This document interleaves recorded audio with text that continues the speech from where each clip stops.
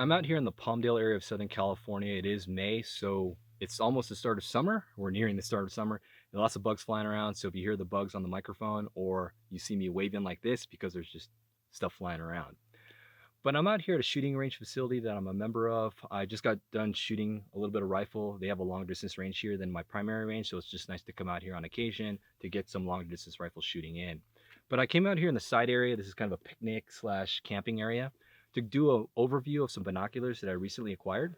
And so what I have here today are the Swarovski NL Pure 12x42 binoculars. These are the new hotness in the binocular world right now. The NL Pures were announced in 2020, and the 42mm objective with magnifications of 8, 10, or 12 power. They're all fixed magnification. Then the year later in 2021, they announced the NL Pure 32s, which are a 32mm objective, but those are available in 8 or 10 power. So to do a quick spec run before I start, talking about binoculars in more detail, the NL Pure 12x42 has a 3.5 exit pupil, 3.5 millimeter exit pupil, 18 millimeter eye relief, 91% light transmission, a dimension is of 6.2 inches long, 5.1 wide when you spread it out, 2.8 inches tall, with a weight of about 29.5 ounces, 29.5. But the big reason why the NL Pures are really revolutionary right now in the binocular world is the field of view. The 12x42s, 12x magnification, has a field of view of 339 feet of 1,000 yards. 339 feet. So if you're not familiar with binoculars, 10Xs usually have 340. So by comparison, my Vortex Viper HDs that I have in my vehicle, the 10x42s have a field of view of 346 yards, or feet at 1,000 yards. These have 339 feet at 1,000 yards with 2 more power magnification.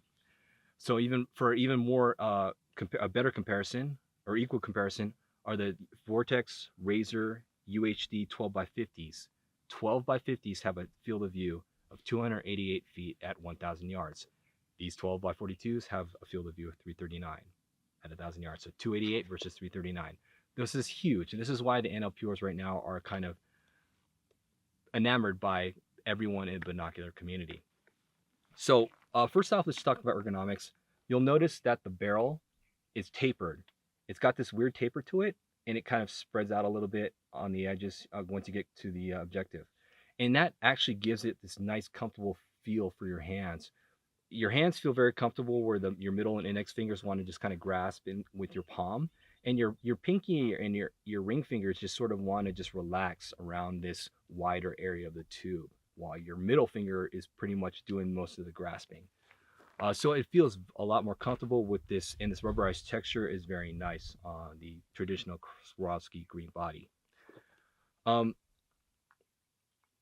Now, as far as the image clarity is concerned, I would say that these are, I've looked at the ELs on occasion, but I don't have much experience behind the ELs, but the image clarity is pretty much on par, if not slightly better. But where the NLs probably improve upon is the edge-to-edge clarity. The edges, there's very little, I don't think there's any vignetting. There's no fall off there. And so it looks really good. The field of view is incredible, 339 out of a 12x. And so as far as like their technology inside for the image clarity, it has the SwaroVision, which is some kind of brand name or trademark that Swarovski came up with to describe this field flattening capability of the optic. And so field flattening, it's I think it's kind of misunderstood. And a lot of people say, oh, I don't like how it makes the image look. It makes it less three-dimensional. And so what people probably don't realize with what this field flattening does is you're trying to remove the distortion in the tube around the edges of the image, because these are circular optical systems. So if you're familiar with photography, you have round lenses and you have a square, you have a square image sensor. And back in the day we had film, and there was square film. But what was happening is that on the edges of, especially wide angle lenses, you have what's called barrel distortion. And when you're looking at something and you're taking a photo with a camera with a wide angle lens, especially at the edges, you'll see straight lines kind of converge or they'll curl slightly.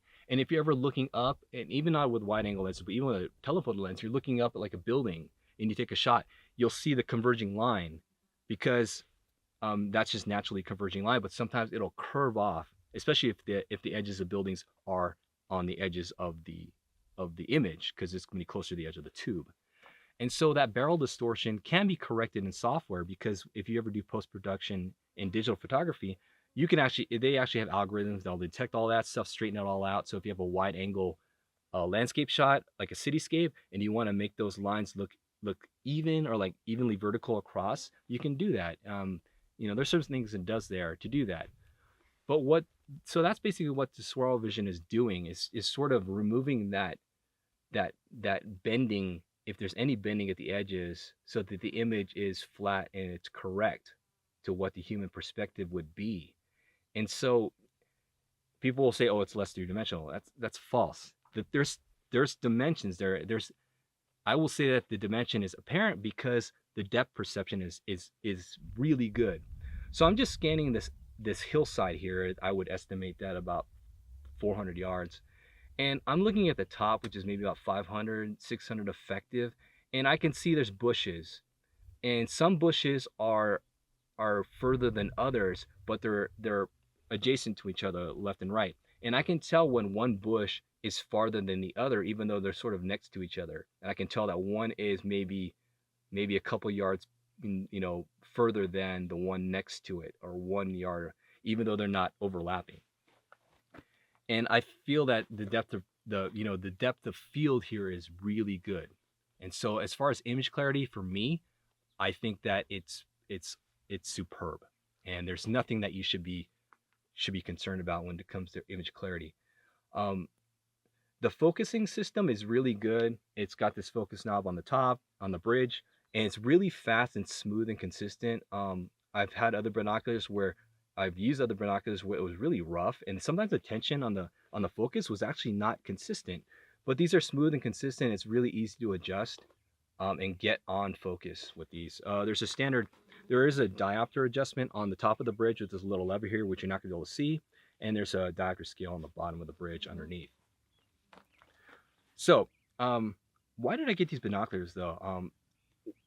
A friend of mine, another match director at my primary range, he acquired the NL Pure 12x40 zoos, and I was happy with my Vortex Viper HDs. I mean, I looked at, I've been using them. They're fine. They're clear enough. I mean, I didn't really feel anything bad about them. They're clear enough, right? And you're like, but once I picked up his and I looked through them, I immediately noticed these are incredible. Like the image clarity is just, it's so much better than what I've seen in the Vipers and my Vortexes. I mean, the resolution is really good. Again, edge to edge clarity. I was just impressed. And so that's why I decided, hey, I think I'm going to get these. And so it took me a long time to decide, hey, I'm going to get these, even though they are $3,200 for these. These are $3,200 for the 12x42s. And the 8X and the 10Xs are only $1,000 cheaper. Or, sorry, $100 cheaper, not $1,000. If they're $1,000 cheaper, I'll probably get those, but they're $100 cheaper only. So you're basically paying $3,200 for the NL Pures. But that being said, I was having a hard time deciding, do I go 10s, 8s, 10s or 12s? And so I have 10s, and I thought, hey, I'll go get 10s because they're easier to handhold. I'll get that even more field of view because I think those are 390 feet at 1,000 yards. And it'll give me a great 10X binocular with more field of view than any other 10X. But after I thought about it for a while, I decided for my application, which is mainly target shooting and spotting for shots on steel, I'm not much of a hunter. I'm not even a hunter. I don't hunt. And so I don't really need the wider field of view and less magnification to handhold this even more. I'm going to be using mostly on a tripod, but I still want the ability to handhold it. But that being said, the 12Xs are not that difficult to handhold because the field of view is 300. It's equivalent to a 10X, so it's almost like a 10X in terms of the handholding. But there's one little thing that you're probably seeing on this binocular, and that's this little mechanism here. This is a forehead rest. It's a separate accessory from Swarovski. It's about $130 more to add it on, but you can buy it separately, and it's simple to install. It's just two sockets, they're almost like headphone sockets. You just push it in, you can take them out if you don't need them. But what it does is it's adjustable, and it gives you this third point of contact. So if you adjust if you adjust the very easy to adjust eye cups, and you have these on your orbital bones, and then you have or on even on your nose bridge, and then you have the forehead rest hitting your forehead. You have 3 points of contact plus whatever tricks you have to hold your elbows in place. You have this nice stable platform to be able to scan and watch something handheld with a 12x magnification binocular with 339 foot field of view at 1,000 yards. So that's why I decided to go 12x's, because I can still handle it if I need to, but I'll get the distance that I want for target shooting applications that I can spot for people, and also have that excellent edge-to-edge clarity and the resolution and image quality. So, I mean, at $3,200 or $3,100, if you get the 8x's or 10x's, you're gonna, and if you decide that you won't even want to buy these after getting your hands on them and testing them out, you're gonna need to decide, do you want 8, 10, or 12s? And I'm gonna say don't even bother with the 10s. And I know that's a very controversial thing to say, but the 10x's are a great go-between into, and you know, prior to the NL Pures, 10x is just, it's the all-round, right? You can handhold it and you get field of view. But right now with the 12x's, you've got field of view. Why not just go with the 12s that gets the same field of view as a 10 and get 2 more power? You know, 2 extra power factor on the magnification. If you're a hunter, don't even bother the 10s. You should go with the 8s, because you're going to get an incredible, I think it's 450 something feet at 1,000 yards. You're going to get the edge-to-edge clarity you want, and I think the light transmission is a lot better. I think 2% better on the 8s, I think. I could be wrong. And the exit pupil diameter, I mean, I can't do the math. It's like, what, 4.2 millimeters? Something around there? 4.2, 4.5? No, it's 5. It's like above 5. Anyway, I'll put that in the caption here. But you're going to get the better exit pupil, so it's going to be better at dusk. These are great at dusk. I mean, they're good at dusk, not great, but they're good. I tried them at a local park, a wilderness park, and I was watching stuff at sundown, and I could still make out objects and birds that were still flying around in landing places, because the image quality is so good on these. So the resolution is really good, so it makes up for that lower light transmission and exit pupil diameter on a 12x42. But with the 8x's, you get so much more on that light transmission, and you get that incredible field of view, and you get the image clarity. It all makes up, you know, for whatever fault you get for not having more power. Why not just use the 8s instead of the 10s for hunting? So, I mean, that's sort of my opinion on that. Wow, and I hear a lot of bees, which sounds kind of scary. Wow. You know, I don't know if you heard that on camera, but there was a lot of bees flying around. I think it's a swarm.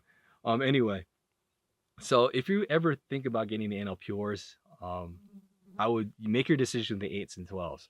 But if you're so stuck in between 8s and 12s, say, I really don't know, then maybe just get the 10s, and you'll get an incredible 390 something field of view out of the 10x NL Pures and be happy.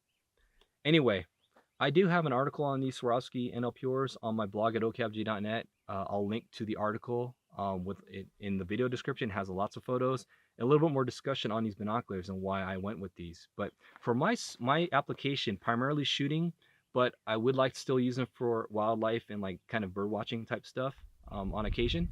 And just for looking at landscapes and whatnot, and just watching the area in terms of just things that are going on, I think these are perfect for me.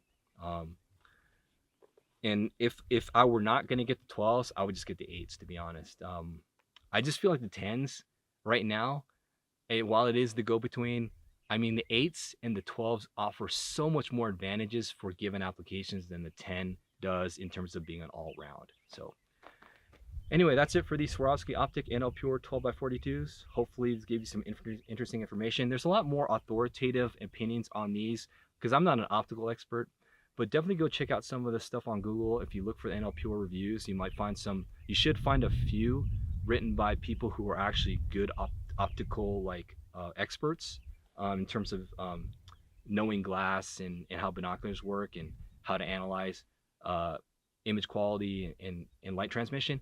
So you can check those out. But as far as a practical use standpoint, I can give my vote of confidence on these. But if you're not willing to spend, $3,000 on a binocular, there's no fault in that. There's so many options out there in terms of good binoculars now. Like I said, had I not looked through these, I would have been perfectly happy with my my Viper, Viper HDs. But once I looked through these Swarovskis, I felt like I had to get them. So there's a lot more options out there in the sub 1,000 range. My Vipers are only 500 bucks. Retail, I think you can get them for less than that. But there's Mavens, Athlon Optics are making stuff out, you know, making binoculars. There's so many different things out there. I mean, you still have Steiners, which are not really talked about as much anymore, but there's so many good options now in modern optical production that they can make a good optic that will be good for the average person. Um, but if you want to step up, definitely start looking at Zeiss and Leica. But once you start looking at Zeiss and Leica, you got to look at Swarovski. Anyway, thanks for watching this video. Hopefully you got some good information. Again, check out my blog article that I wrote, and I'll put a link to the article in the video description.